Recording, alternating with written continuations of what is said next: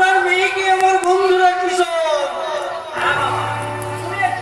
ও তাহলে তো মিটেই গেল।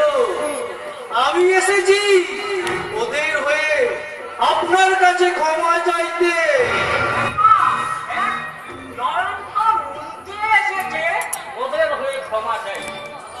ওরা সব আপনার পেছনের বেঞ্চের ছাত্র স্যার। জানেনই তো প্রথম থেকে একটু বেড়া ধরনের। তাই বলছি আপনার মেয়ে যদি যাওয়া আসার পথে ওদের সাথে একটু এসে খেলে কথা বলে।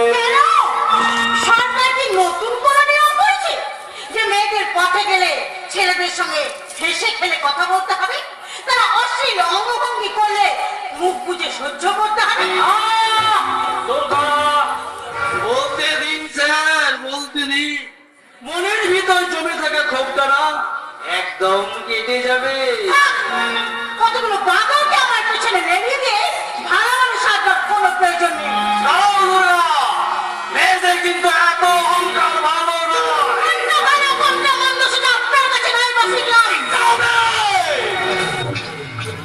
এ পাড়ায় থাকতে গেলে আমার কথা মতোই সবাইকে চলতে হয়। এই পাড়াতে কি আপনার প্রত্যেক সম্মত মনে করেন? মূর্খের সঙ্গে আপনি বাস করছেন। এত অহংকার!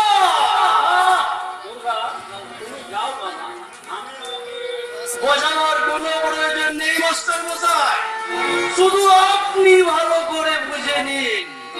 এরপর যদি পথে ঘাটে কিছু একটা ঘটে যায় তখন যেন আমাকে দোষ দেবেন না মাস্টার মশাই। বলতে চাইছেন আপনি? জয়ন্তের দেশ কখনো কোনো দুর্গা দেবী। আমি যখন তোমাকে চেয়েছি তখন তোমাকে আমার চাই। তোমার বাপ কেন ও সারা জমির বাপের সাধ্য নেই আমার হাত থেকে তোমাকে বাঁচায়।